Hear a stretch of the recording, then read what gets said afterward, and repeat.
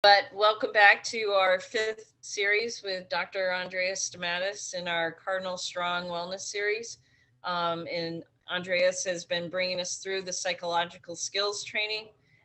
This is our second to last session. So I've already uploaded the quadratics link, but if Andreas will let you know when he wants you to actually click on that and start filling it out. Andreas, it's all yours. All right. Thanks, Lisa. And thanks, everybody, for attending. So I'm going to go ahead and share my screen so we can get started. So this is our fifth session, our fifth seminar or webinar.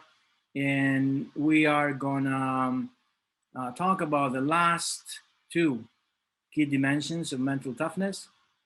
So we've done a lot of work, and it's great to see that we're just finishing up this part today.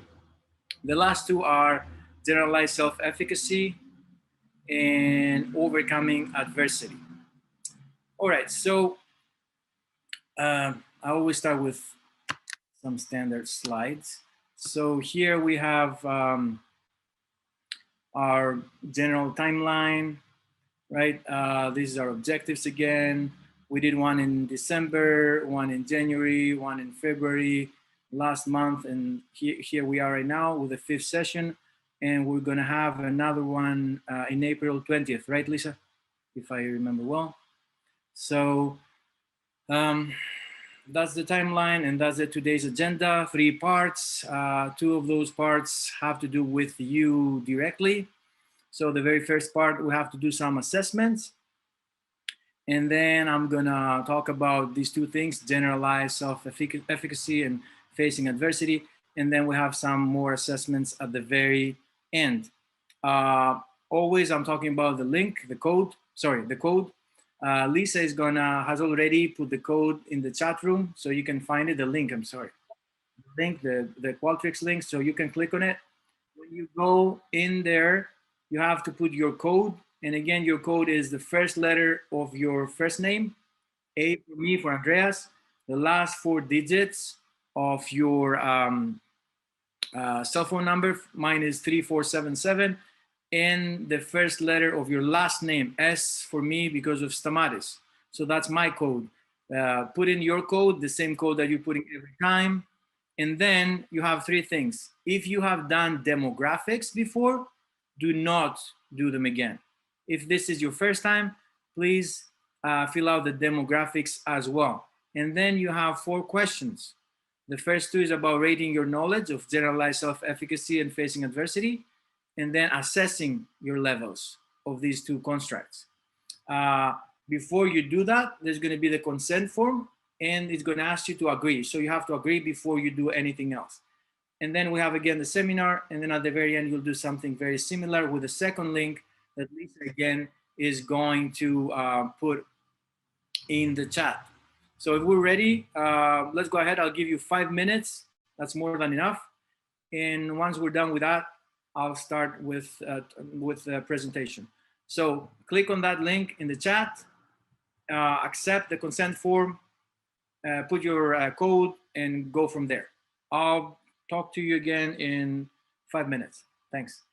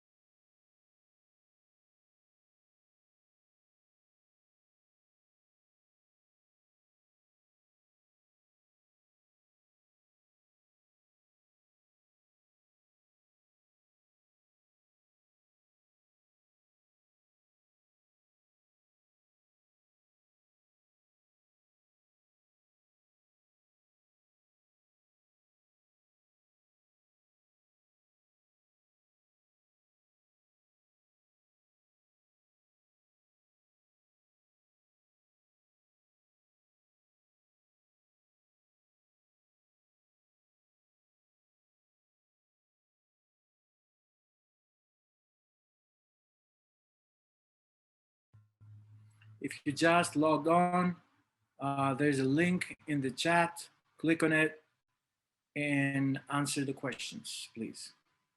Thanks.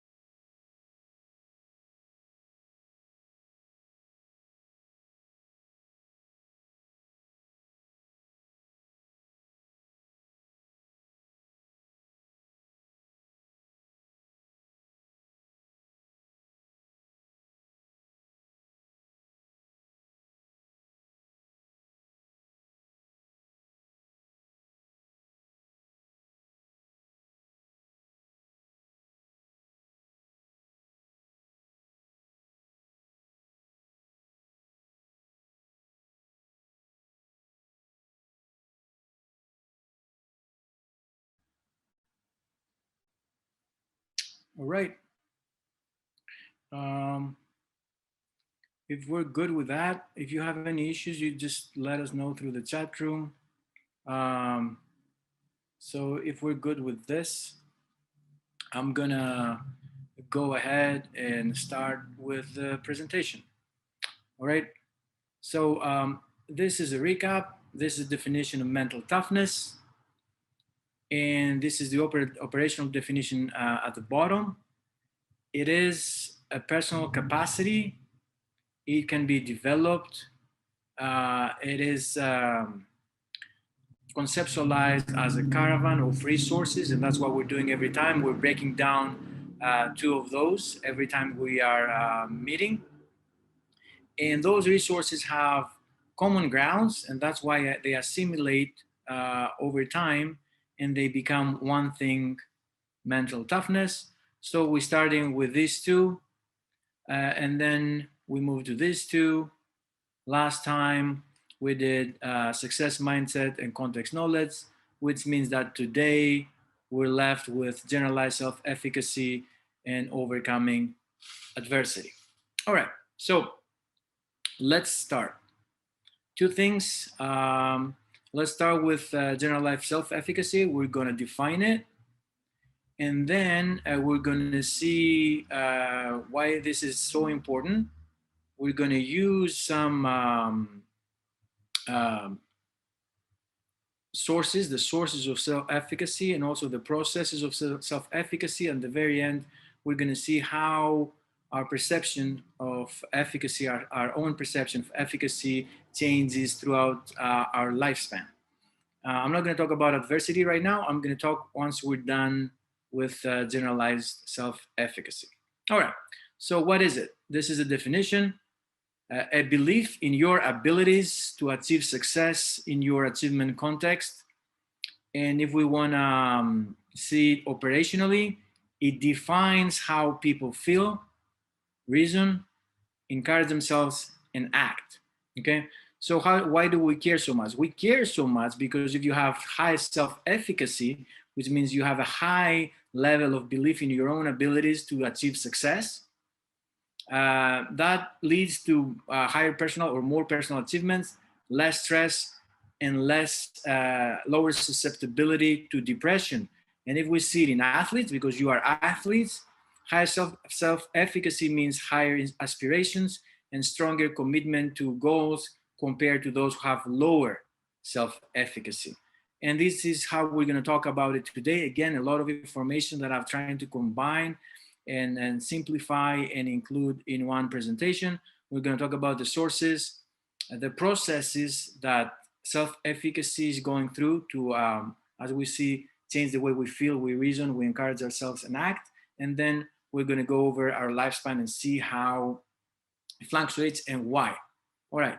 So again, we have the 4 sources and the 4 processes. We're going to start with the 4 sources of self-efficacy, which are mastery, experience, vicarious experience, social persuasion, and affective and physiological states. I'm going to give examples.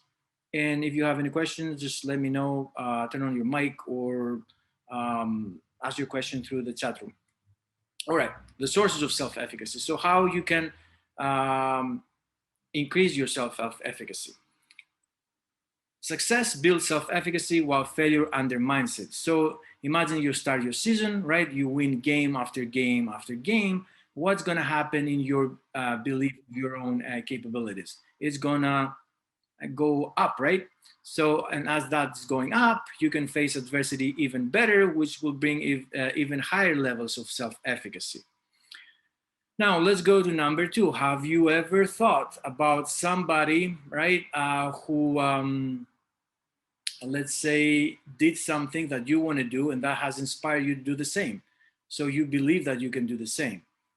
In this case, it is very important that the model you are picking, the person you are picking, has a lot of similarities with your case. For example, maybe that same person, you're playing lacrosse and they used to play lacrosse.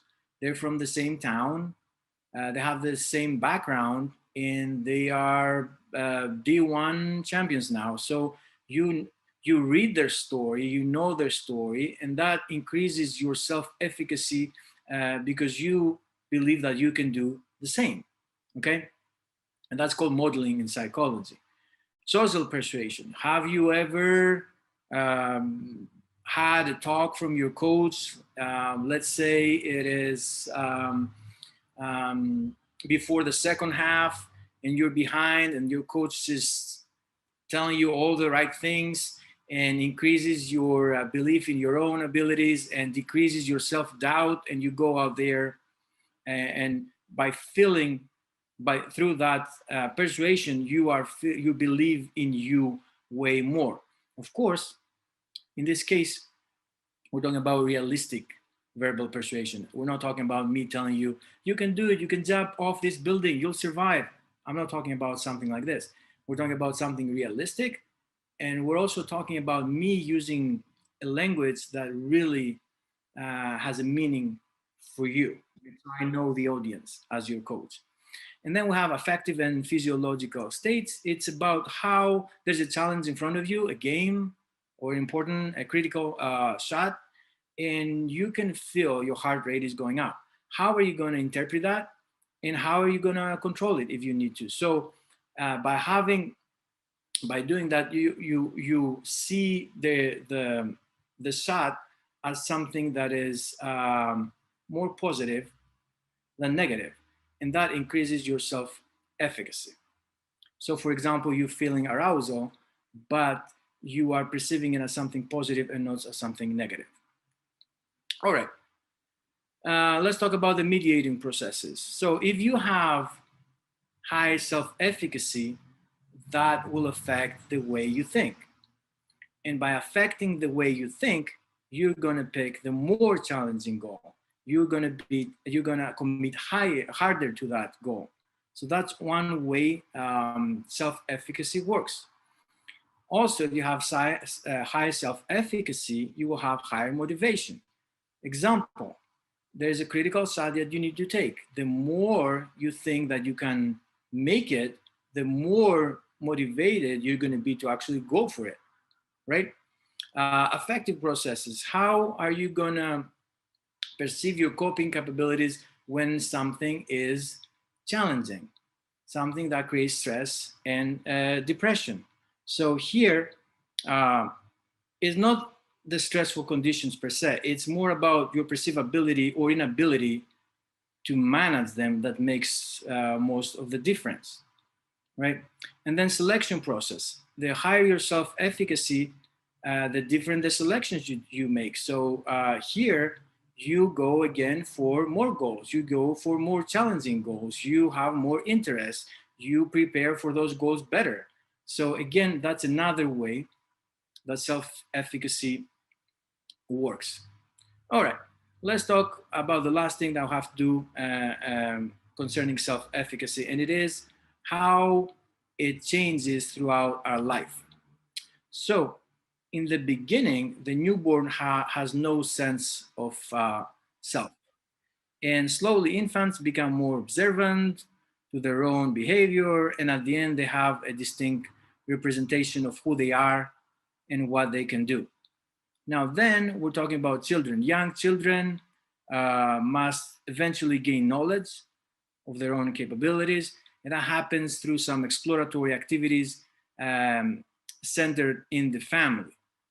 Now, if you have, be careful here, you have siblings, right? Do not compare yourself with older siblings because they are way more developed, way more progressed, and that may affect your belief in your own efficacy. Let's move to the next thing, peers. So the larger the community, the more the changes in assessing self-efficacy. Being around peers is really important, and it really affects our levels of self-efficacy because we see it as relative standing among those peers, especially when it involves social status. And then we have school. School is the primary setting for cultivating cognitive self-efficacy, and it's a very sensitive period for children. Teachers should create learning environments that have to promote through cooperative learning structures and self-comparisons, not social comparisons. And then we go to adolescents. So adolescents have to assume responsibility for themselves, and as they're becoming more independent, we have some risky behavior that will happen anyway. Here, the important part is that insulation from that risky behavior is not the answer. So adolescents should go out, take risks, and learn how to cope. That is really important, especially as they're gonna transition to adulthood. And now we're moving to adulthood. Adulthood is really important because there a lot of new and important things that happen, new demands. Friendships, romantic relationships, parenthood, careers. So if you don't have those coping abilities and the high self-efficacy, you're not going to be able to overcome any adversity that may come. And the last one is older adults. So what's interesting about older adults, we have a lot of reappraisals and misappraisals here. For example, why is this happening? For example, physical activities such as power are going to decrease. Also intellectual abilities such as memory, and memory is really important for self-efficacy. However, expertise increases. So older adults have to reappraise their self-efficacy, and something that is usually detrimental during that period is, loss of friends or spouses, which increases the perceived social inefficacy. Okay, and these are the take homes for generalized self-efficacy. It is a belief in your abilities to achieve success in your achievement context. Belief in those affect choices, motivation, functioning, facing adversity, and susceptibility to stress and depression. People's beliefs in their efficacy are developed by four main sources. We talked about them: mastery experience, vicarious experience, social persuasion, and affective and physiological states. The four major processes and the perception of the self-efficacy undergo changes throughout the lifespan. All right, so we're done with this, and we're going into the second part. In here, we're going to talk about adversity, right? And we're going to mainly talk about major life events, and then we're going to focus on the negative ones, the stressful life events, and especially the ones that are a threat to health. So adversity is something that we cannot really avoid, okay? And we always say that the more we know what it is, the better we can prepare for it. So as we're trying to explain what adversity is, as I already said, we're going to talk about major, not minor life events, major life events. And the reason we're doing that, especially for you as athletes, is because the whole thing we're talking about is mental toughness, right? And mental toughness, we've said that it can buffer those effects of adversity, but we need to understand adversity in the context of being an athlete. And that's what we're going to do today. All right, so I created this figure.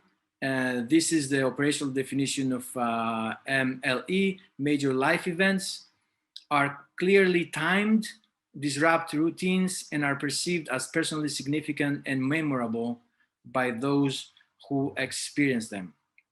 So you can see they're up top, and then the MLEs have been studied a lot in psychology, right? And we know there are differences and individual differences in terms of duration of those events, intensity of those events, and direction of those events. By direction, I mean it can be positive or negative, or otherwise stressful or not stressful. So you can have a major life event that may not add any stress on you. Some others do add stress, and this is what we're going to talk about today. So also, when we break it down into life domains, MLEs, and especially stressful MLEs, have been researched in terms of work, social relationship, and health. I put those two circles. This is where we're going to focus today. We're going to focus on the MLEs and talk about what it is, the characteristics. And then when we talk about, in terms of stressful events, we're going to talk about facts that have to do with stressful events that threaten health. All right. So here we have the characteristics of MLEs. That's a taxonomy. We have 9 characteristics. The first 5 have to do with the event itself, and the last 4 with the effects of the event. The first one is valence, which is the most robust predictor of individual differences, and it has to do with the extent an event is desirable or positive versus undesirable or negative. Challenge has to do with the amount of stress and anxiety associated with the event. Predictability, how suddenly or predictably the event had occurred. External control, the extent to which the event was controlled or caused by others. Extraordinariness, how ordinary or extraordinary the event was. And those are the first 5, which are characteristics of a major life event. Let's talk about characteristics that have to do with the effect of the event. Impact, which is a strong predictor. The extent to which one's life has changed due to the event. Emotion significance, that has to do with the emotional significance that has the event to you or your life. Change in worldviews, how much your views have changed after the event. And like an example, because this may not be very clear, is, you know, some people survive a plane crash and then all of a sudden they want to become monks, right? So it's about how much change in your worldviews as an effect had that event. And the last one is change in social status. So this has to do with your social status and dependence on others. For example, for an athlete, major injury, you can't play anymore. How does that change your social status when you're not an athlete anymore, right? So these are the 9 characteristics of MLE, so we can understand what a major life event is. All right, and then we said we're gonna talk about the stressful events, and more specifically the ones that are a threat to health. And for this part, I have combined information from 70 years of research, and we're going to talk about 10 fun facts that have to do with stressful life events that may threaten health, right? Which you can see over there from definition all the way to the sex differences. So before we start, we need to define it. There are several definitions. We're going to use this one. Stressful life events provoke behavioral and physiological responses with possible negative implications for disease. All right, we have 10 fun facts about stressful life events that may threaten health. Number one, there's little agreement on the characteristics that define a stressful event, and we have 4 different theories. We have the adaptation one, all right, and in this one, it has to do with how much, as you can see, change is required for an average individual. So here, what's funny and what's interesting to know is that sometimes what we call a positive event, it may end up being a stressful event. How? Well, let's say you're getting signed for your favorite team, but that will require that you have to move to another state, right? That, yes, it is positive, but it creates a lot of stress, right? That's part of this theory. The second theory, which is the most commonly accepted, is about if you see it as harmful or threatening, and the imminence of that and the extent to which that event is controllable or not affects that perception. The third one is about, okay, this is stressful and I need this kind of resources to overcome it. Do I have them or not? If I think I don't, then it is a stressful event. And the last one is about interruption of major goals.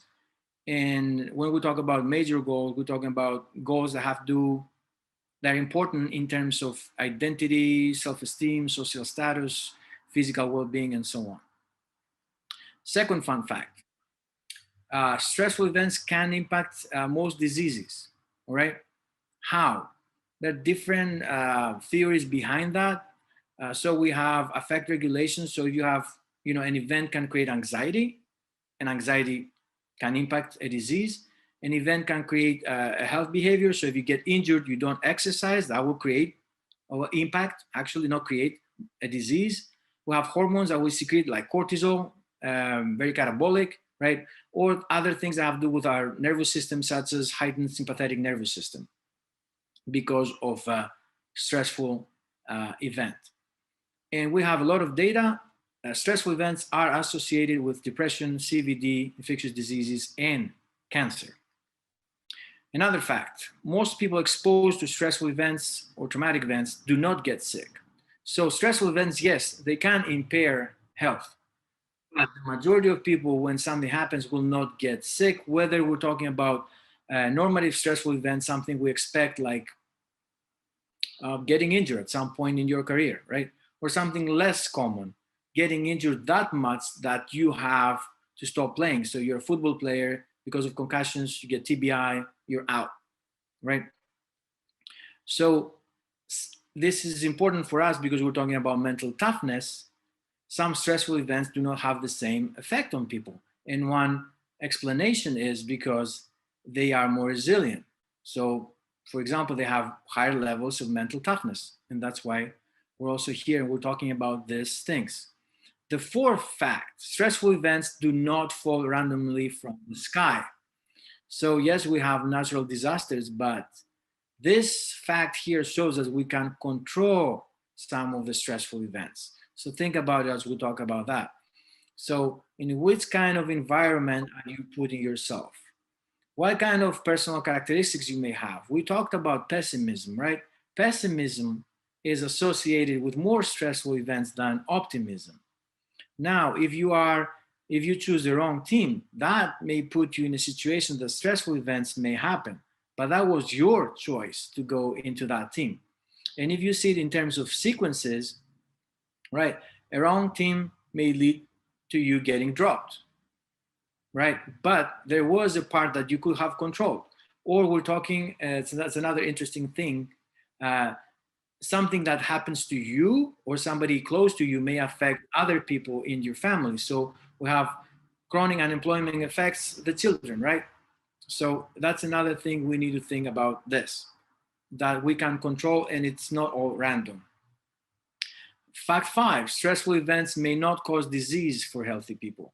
So it is really hard to define when a disease starts. So stressful events, we say they're not gonna start it, right? However, what's happening is if you are already sick and your system is already vulnerable, there is some kind of equilibrium, right? And then a stressful event comes and make things worse. That's what we know so far. So 5 more facts. Fact 6, certain types of stressful events are particularly potent. So the events that may happen in our life, they may be different times or different intensities, or what we're trying to say here that is very important is if it really threatens something that is important for you, not me, but for you, that will have a more effect on you. We're talking about individual differences. All right, fact 7, we'll have 2 slides for this one. Chronic stressful events are worse than acute ones, except when they're not.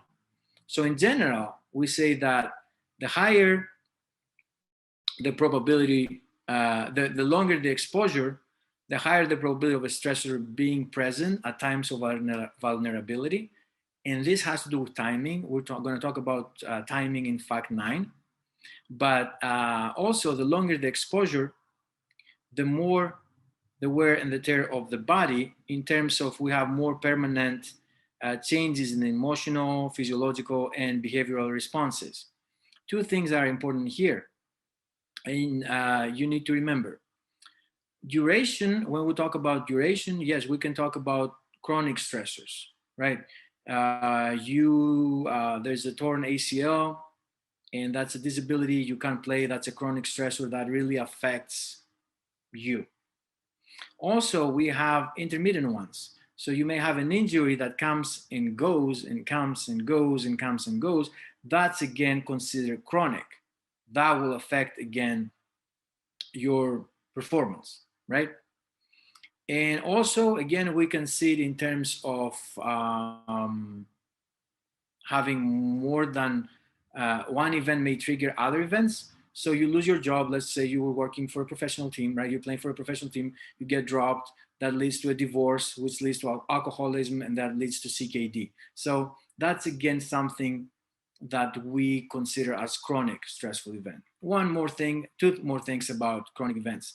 Yes, there's a thing that's called adaptation hypothesis, and it says that when something keeps happening to you, you'll most likely adapt and you'll be fine, right? But in some chronic events, we may not adapt.